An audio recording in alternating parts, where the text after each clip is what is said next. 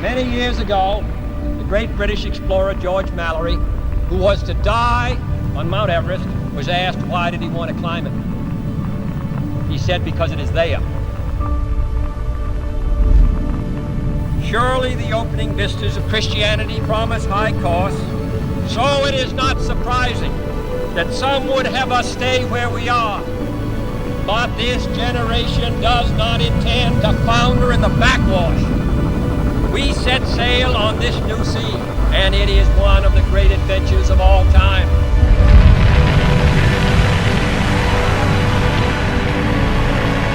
Why, some will ask, choose this act of faith as our goal? And they may well ask, why climb the highest mountain?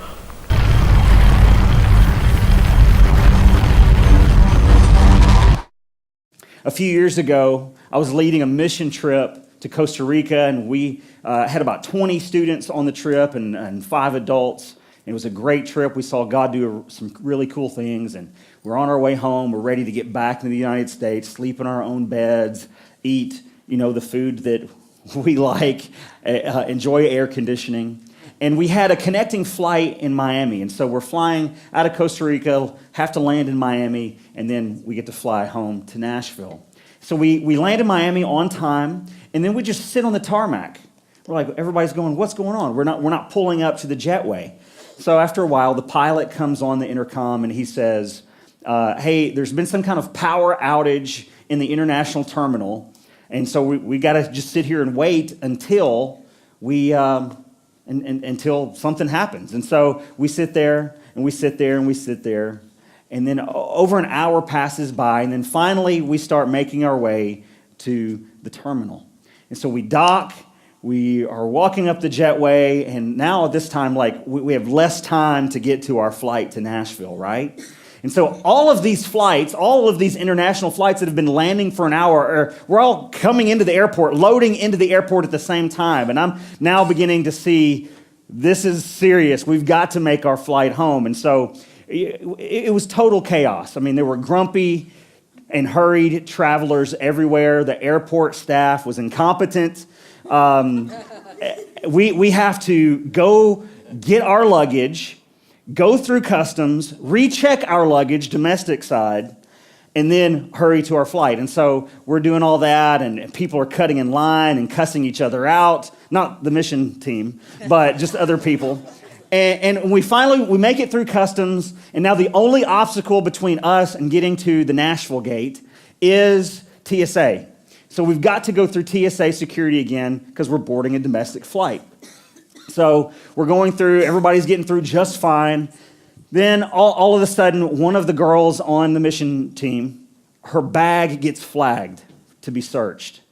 So I'm like, okay, all right. Well, the rest of the team, everybody get through. And I told the rest of the leaders, take the rest of the students down to the Nashville gate and go ahead and board the plane. So I stayed with her along with one of her best friends that was on the trip with us.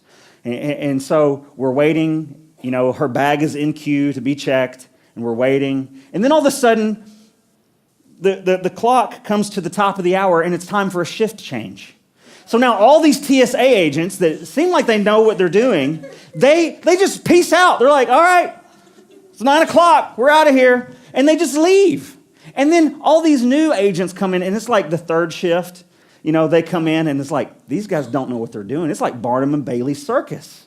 And they're just a bunch of clowns. They don't care that all these people are trying to rush to get to these connecting flights, and they're just taking their sweet little time.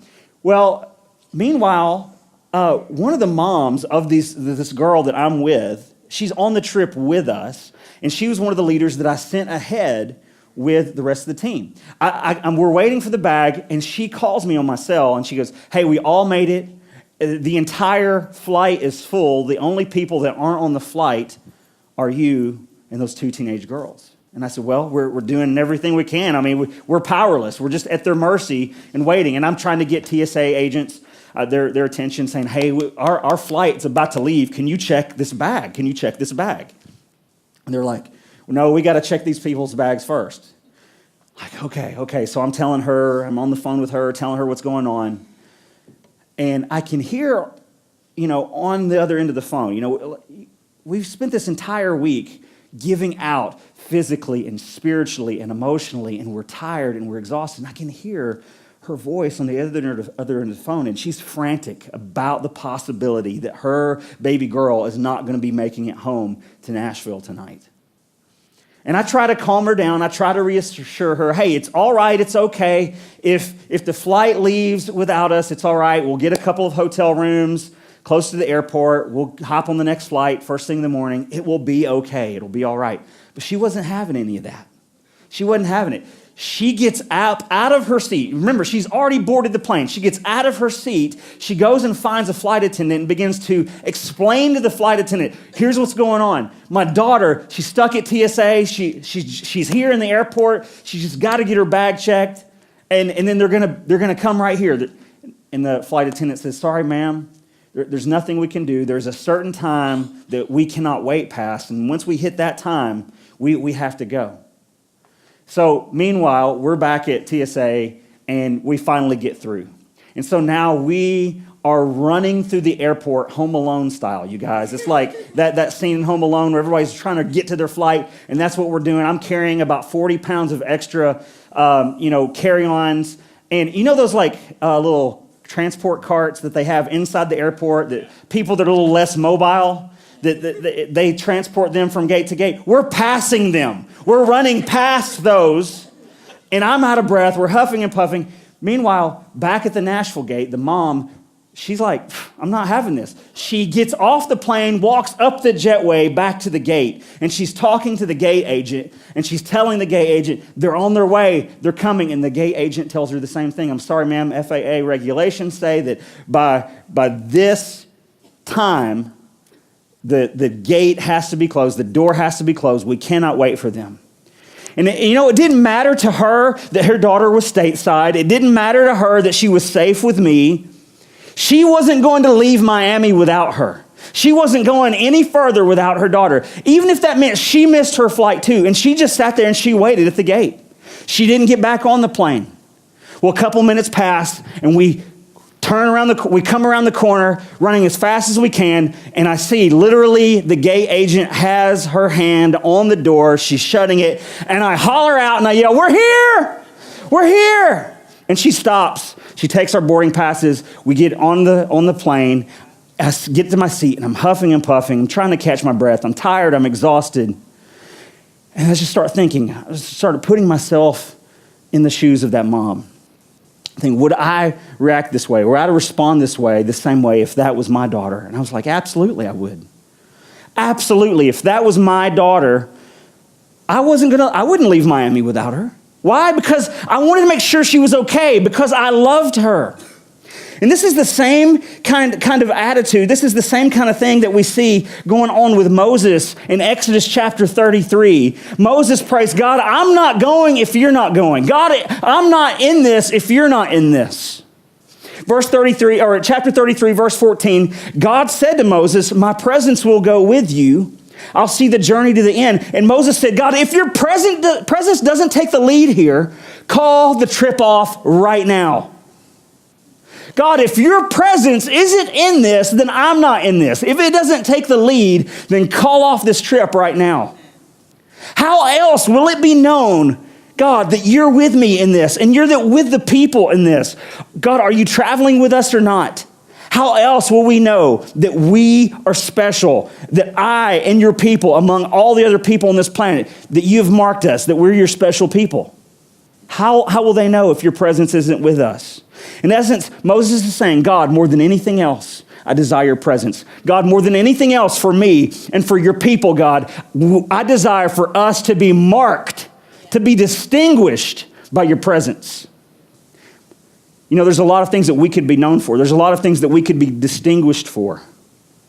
We could be distinguished as the most friendly and welcoming place in our city, and that would be wonderful. And I hope people do think of us, that Seeds Church is a welcoming and friendly place. We could be known for our dynamic kids and youth ministry, and that would be wonderful. We could be famous for our style of worship or whatever. We could be known in our city and in our community and around the world for the good that we're doing in our community and for the good that we're doing around the world.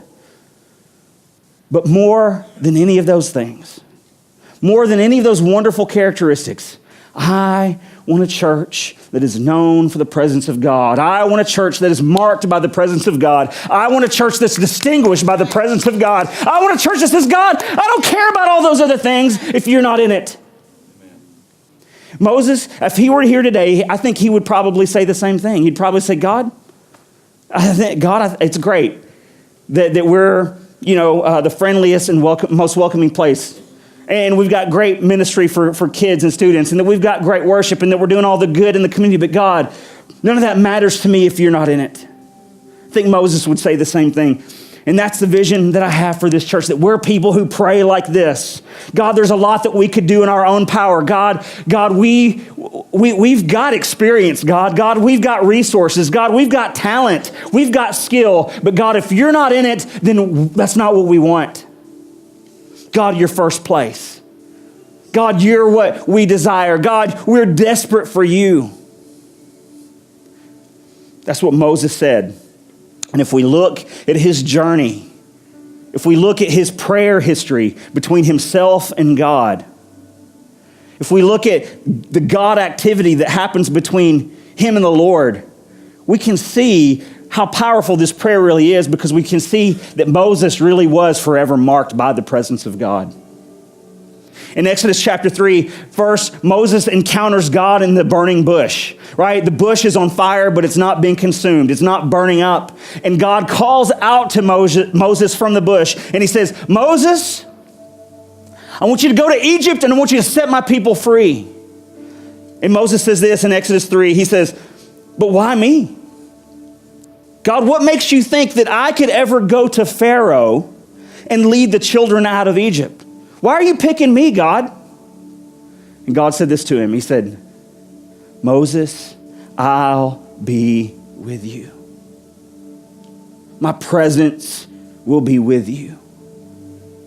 God didn't tell Moses, you got this, bro.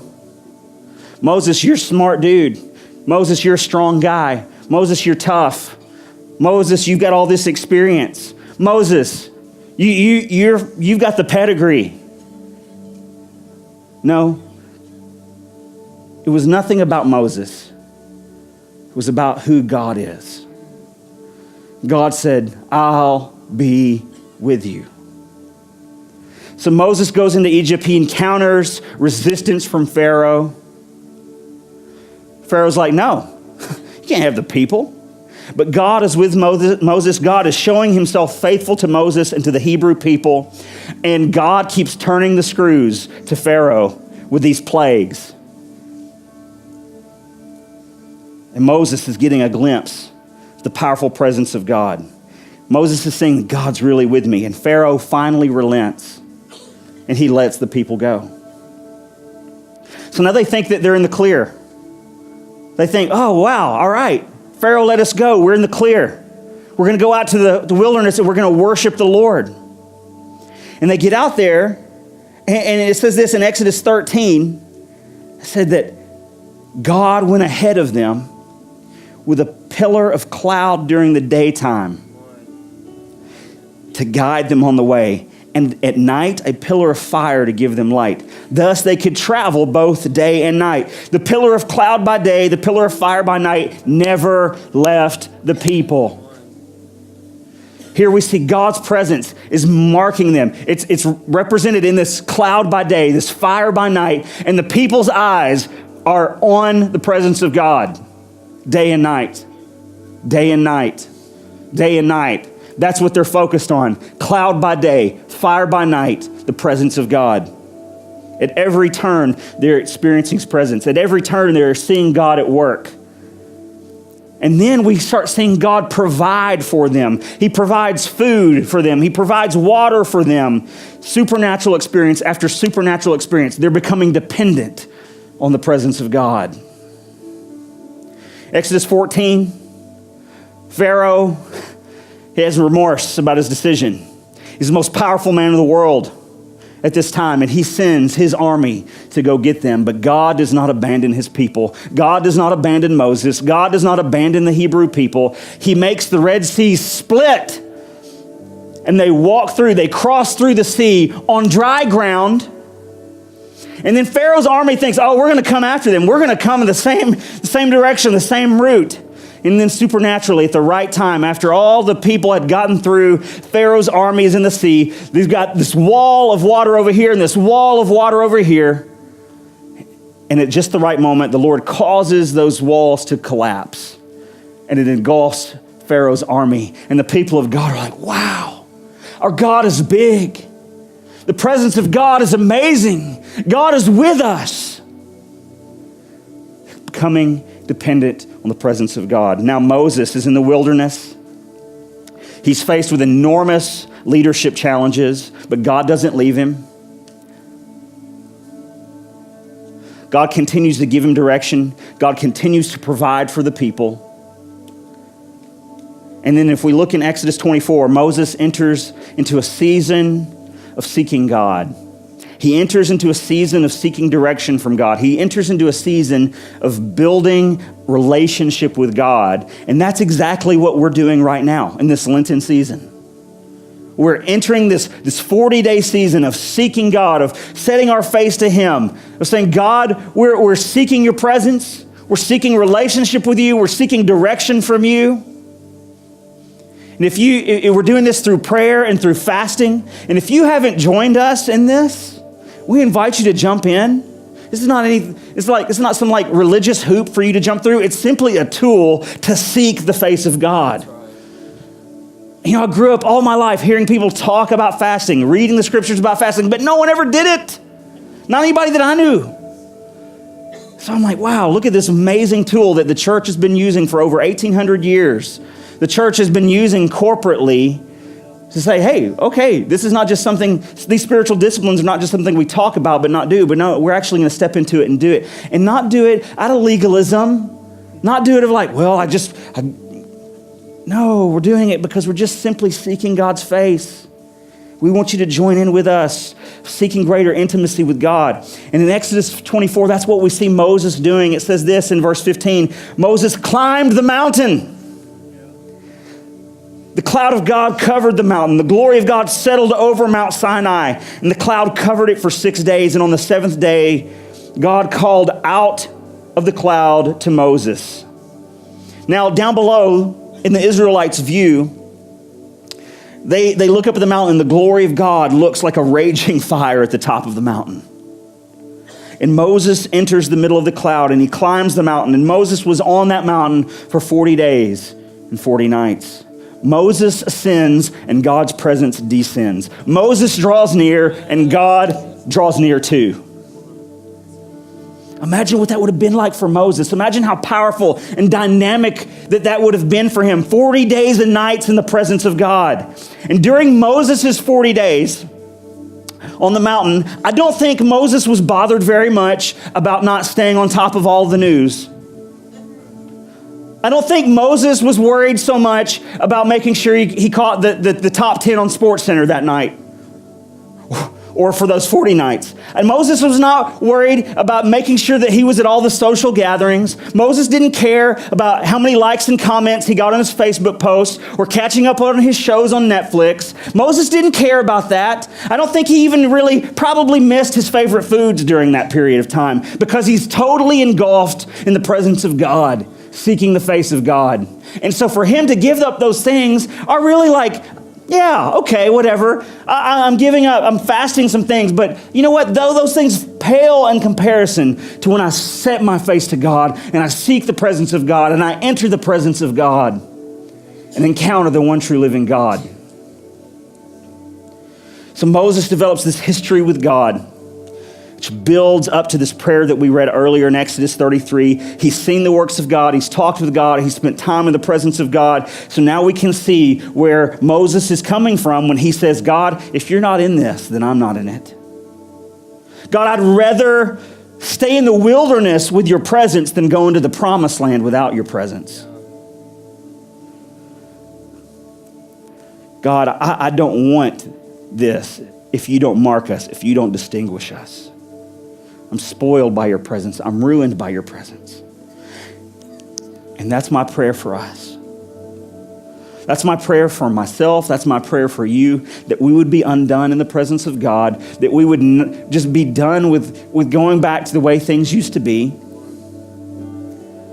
That we spend this 40 days of seeking God in the place of prayer and fasting, that we just be dissatisfied with the thought of going back to the way things were before.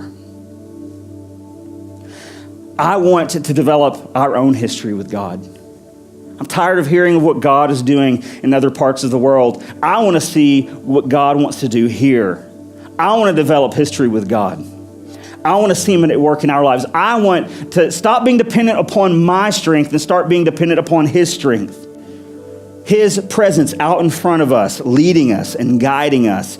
Cloud by day, fire by night, 24 hours, the presence of God. I want a church. I want this gathering of people. I want this community, this church family to be distinguished, to be marked by God's presence. Since the very birth of this church, just less than 2 years ago, we can look back and we say, oh, look at all the amazing things God has done. God, you're amazing. That's awesome. But you know what? I don't want to be satisfied with that. I want to be intensified. I don't want to be satisfied. I want to be intensified with what is God doing now? What is he wanting to do with us and in us and through us tomorrow? I'm not satisfied with yesterday's manna. I want God to provide today. I want him to give me my daily bread. And then Moses has this interaction with God, and he says, God, I don't want to go if you're not in this. And God says, oh, I'm going to be with you. I'm going to be with you, and you're going to worship me at this mountain. And Moses says, he presses in even further, and he says, show me your glory. Show me your glory. God, I'm not satisfied with the amount of the presence that I've had up to this point. I want even more. I desire even more. Show me your glory. And I want that to be our heart's cry. God, I'm done with this run-of-the-mill living. God, I'm done with this just the everyday doing my life in my own strength and power, God, and I want to tap into your presence. A couple of years ago, my brother-in-law, who lives in Bristol, invited me to come his way to go to the battle at Bristol. Now, some of you hardcore college football fans, you know what this is. It was the largest attended football game in the history of the world. It was in the Bristol Motor Speedway, and they took the infield at the Speedway and they turned it into a football field. And so you've got all these grandstands, and they set a world record of attendance. And I got to be there. It was a super cool experience for a lot of different reasons. One reason is this. So my brother-in-law invites me, and I get to Bristol, and he tells me, hey, we've been invited to watch the game in a skybox. Woo! We don't have to sit in the grandstand crowded bleachers with everybody. We get to go to the skybox where there's air conditioning and nice seats and a good view, and we got cool snacks, and we got TV monitors. Cool stuff. And the first quarter ends, and then my brother-in-law's friend comes and he says, hey, I want to invite you guys to this corporate suite. So like, wait a second. You mean there's a level higher than this? Okay, well, let's go. Lead the way. And so we come out of the skybox and we go around to the other side of the track, and there's this like high-end corporate suite with, I thought the seats that we had were great, but no, this is like next level deluxe seating, great view, again, air conditioning, TV monitors, full buffet in the back, full buffet. Like it went from like, oh, we're eating like cheese puffs to like, no, we're like eating like some French delicacies or something. I don't know.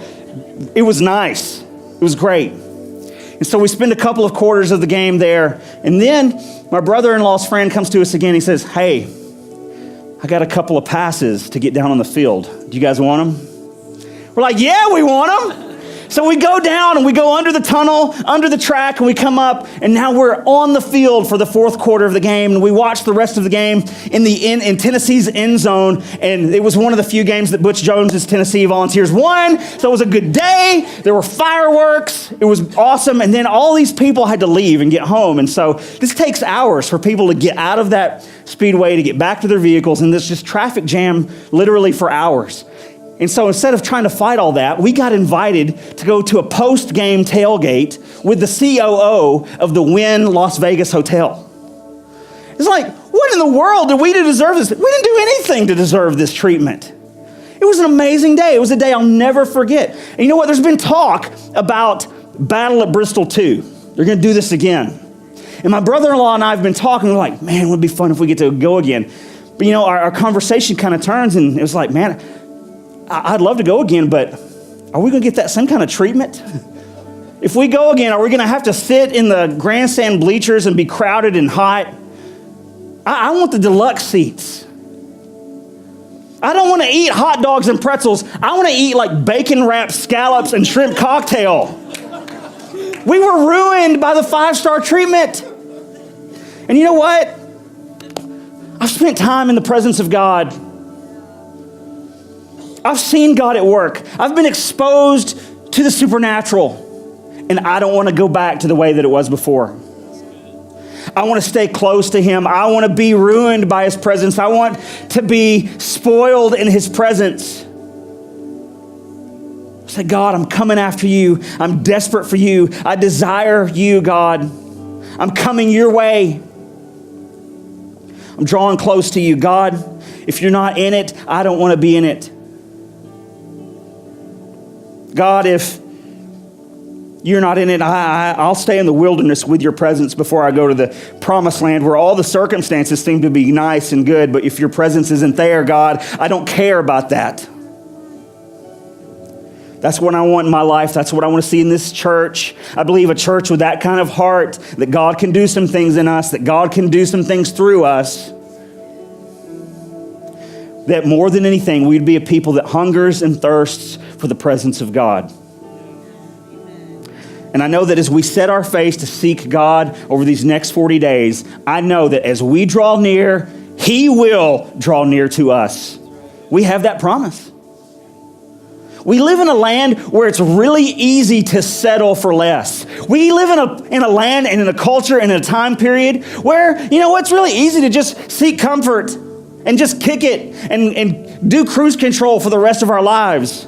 It's easy to settle for less. It's easy to settle to not go somewhere where the Lord is calling you to. But I say, let's go to the mountain. Let's climb the mountain of God.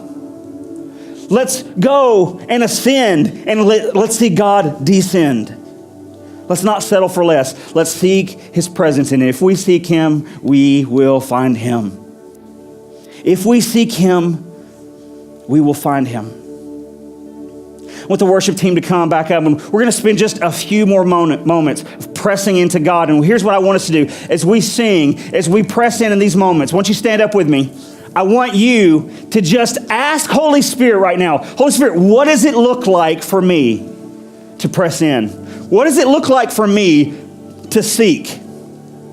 What does it look like for me to climb the mountain, to be spoiled, to be ruined by your presence? In these next 40 days, what does that look like, God? Our prayer team, I would like to invite our prayer team to come back on the wall over here.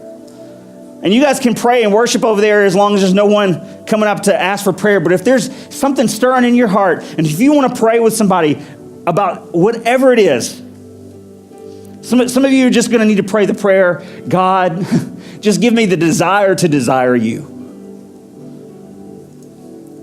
Whatever need that you have, we invite you to come pray with one of our prayer team. If you're far from God today, I want to tell you something amazing. You don't have to be that way. You don't have to feel like you're far from God, because Jesus, he came and he changed everything. And there's no religious hoops that you have to jump through. All you have to do is believe that he is the Son of God, confess that he's the Son of God, believe that God raised him from the dead, and you'll be saved. Now, does that mean, well, that's all there is to the Christian life? No, there's so much more. There's so much wonderful treasure to the Christian life. But that's where you start. That's the first step. That's you stepping over the threshold onto the path of being a follower of Jesus. And this doesn't mean that life is going to get completely easy and you're going to have any problems. But what it means is that you can do all things through Christ who strengthens you. And it is a joy. It is a joy in these 40 days to observe Lent, to join in the fellowship of his sufferings, but also in the joy and the power of his resurrection. And as we approach Easter, already, you guys, Lent just started Wednesday, and already in my fasting, I'm like, oh God, this is good. Fasting is feasting on you. This is good. I can feel myself as I'm drawing close. I can feel him drawing close to me. Let that be an encouragement to you. Don't walk out of here and like, well, man, I just don't feel it. I just don't have it. No, walk out of here and go, man, I want that. I want that. I'm going to press in. I'm going to draw near. I'm going to come close. God, I want to be destroyed by your presence. And I mean that in a good way.